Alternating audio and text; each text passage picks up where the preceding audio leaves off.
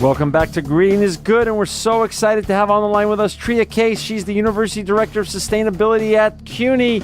Welcome to Green is Good, Tria. Thank you. Tria, before we get into talking about all the great things that are going on in sustainability at the CUNY and the city of New York and this region, can you share with our listeners a little bit about how did you become the Director of Sustainability there?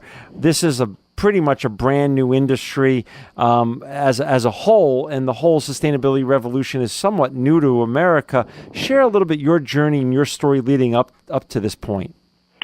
Well, I started out of law school at Empire State Development Corporation, actually, which is New York State's economic development entity. Yeah. And it coincided, my graduation from law school coincided with the 1990 Clean Air Act amendments being implemented in the states. And so every state had to put in place an environmental ombudsman. And I became New York State's environmental ombudsman. And in that role, I was responsible for helping small businesses under 100 employees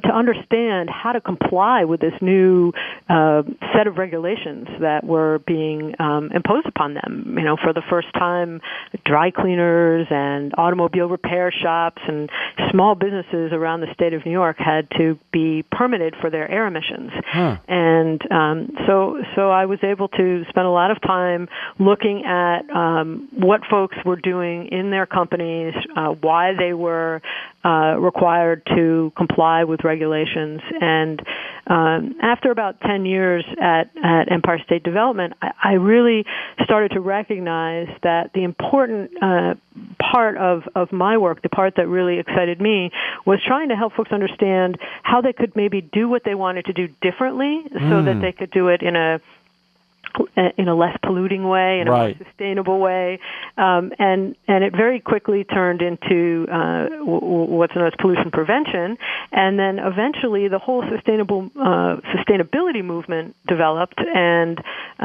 moving from Empire State Development, I went out on my own for a couple of years and helped to move some clean tech technology into the marketplace, and managed to have 2 children in the meantime. And eventually, while I was working on some solar projects, trying to help municipalities figure out how to adopt solar without requiring taxpayers to carry that load, I came across Bronx Community College and CUNY. And at the time, Bronx Community College was starting up something called the Center for Sustainable Energy that had been supported by Congressman Serrano. And they were very interested in looking at how to move clean energy into New York City. Right. And so we were able to work together, and eventually they asked, would I come and run the center? So little by little, I became more and more involved in CUNY and in the solar movement in New York City. CUNY is a huge organization. So CUNY, 500,000 folks are at CUNY. There's 24 colleges in the system. I'm so glad you're explaining this, because honestly, I'm a native New Yorker. I didn't even know that. So I'm so glad you're sharing that. It's big. It's a small city in and of itself, and very, very quickly as I looked at CUNY, I recognized that as a singular organization, CUNY really has the ability to not only sort of change how it and its students and faculty operate, but to lead the city towards looking at how to implement a more sustainable future, and eventually recognizing that at the time that I was helping the center, CUNY did not have a centralized sustainability effort. I began to talk to the deputy chief operating officer of the university and said, I think that it would make a lot of sense to take these efforts that we're looking at in the city and apply them across the university.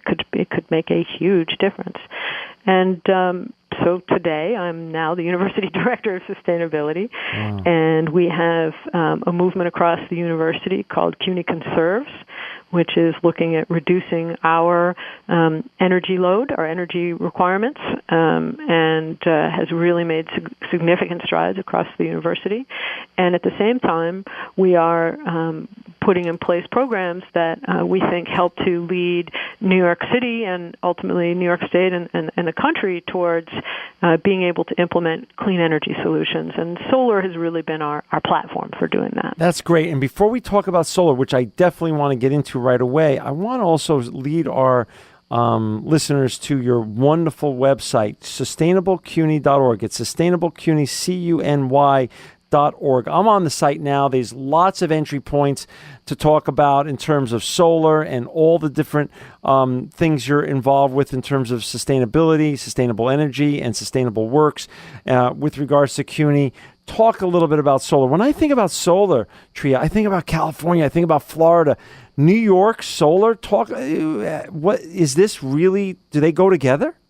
Absolutely. Listen, we have 1 million buildings. We have 1 million rooftops. Okay. We have plenty of space for solar. We don't think about it. Right. We certainly have plenty of sun.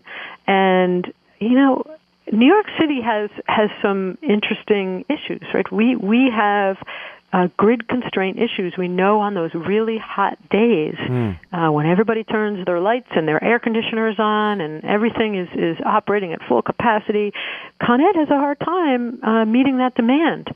And so there are actually parts of the city that really struggle to meet our demands. And solar is a great technology for helping New York City meet what we call that peak load demand.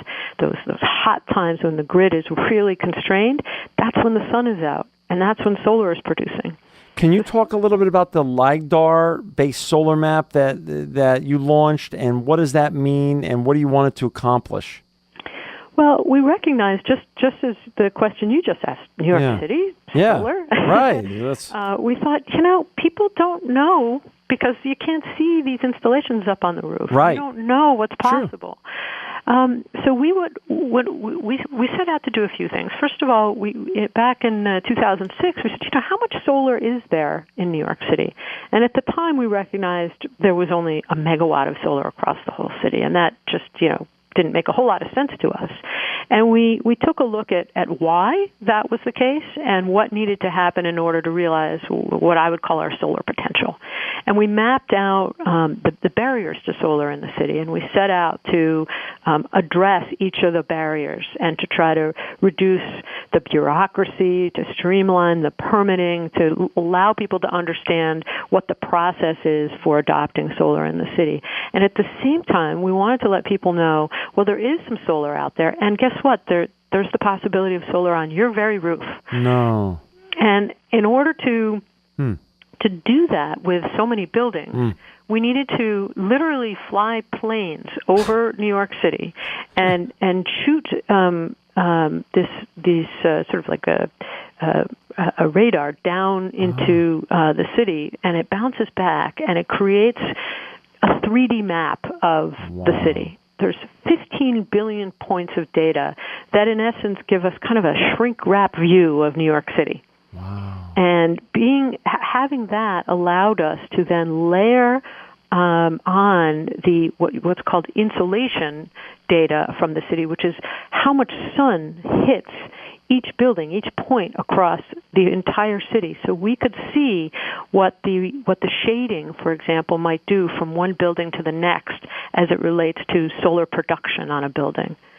So now if you go into the solar map and you type in your address, it'll fly you to that roof, and it'll tell you exactly how much solar you could put on that roof, taking into consideration the shading, because we were able to put that LiDAR data into the mix. That is so cool. Talk a little bit about the last 6 years. How much has solar power grown, and what does that mean to New York City, and what's the potential here? So I mentioned that in 2006 we had a megawatt. Today we have, by the end of 2012, we had 14 megawatts. Wow. So 14 times. Right. Pretty pretty impressive. Yeah. And across New York, so in the Con Ed territory, which includes Westchester, there's about 20 megawatts of solar. But the thing that's really exciting is that in the queue right now, 350 applications. Oh, wow. So the growth has been exponential every year since we started this effort. And to me, you asked what did we hope to gain by putting this solar map together. This is exactly it. I think once people understood what was possible and what was out there and that it could be done, they started to try to. You were the catalyst for change. CUNY was the catalyst for change. We would like to think so. That is awesome. And it's great. It's important as well from a perspective of our economy and the local companies. This is their boots on a roof. Somebody in New York City has to do this work. We started this with maybe 5 or 6 solar installation companies across the city. CUNY put in place a training program. That's one of the things that we started up at the Center for Sustainable Energy. Now there's over 90 companies doing business in this industry in New York City. Tria, we're down to about 2.5 minutes, unfortunately, but we're going to have you back because we need to talk more about this and other issues that you're working on. This is just amazing. 2 last questions, though. We all lived through the horrible Hurricane Sandy. Did that affect any of the solar installations that happened, that horrible time that we all had to live through? And were we able to supply?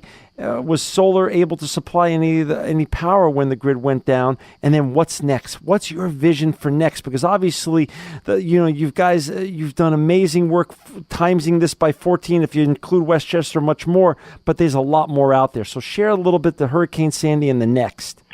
So right now, when the grid goes down, solar needs to also turn off so that it doesn't put solar back onto the grid when folks are working on the grid, right? When we don't want them to have electricity running through it. So you have to keep that solar within the building that it sits. And so the answer is there was no damage to the solar installation. Nothing flew off a roof. Everything was fine. All those installations were there. Good. And with the exception of basements that may have flooded and impacted much more than an inverter or something that might have been in that basement, solar did great. One of the things that we're really focused on now is what we're calling smart distributed generation, smart DG, and we've created a little hub, and we've brought FEMA and all the key agencies that are working on what we call resiliency, because we recognize that solar could be a great contributor to providing distributed power when the grid goes down. There are now inverters, the piece of equipment that takes that power out of the solar panels and allows you to use it in your building or put it out onto the grid. There are now inverters that allow you to shut yourself off from the grid and keep that power within your building. Wow. Gotcha. So really, if you ask sort of what's the next thing, the next thing is to try to create what we call resilient solar installations, to work with these the resilient inverter companies, and try to get, as we grow this industry, and it is growing exponentially, to use these new smart technologies so that we have resilient solar power going forward. Tria, we're going to have you back on the show. There's so much more to talk about for our listeners out there. SustainableCUNY.org. Tria Case, you're an inspiring sustainability leader and truly living proof that green is good. Thank you.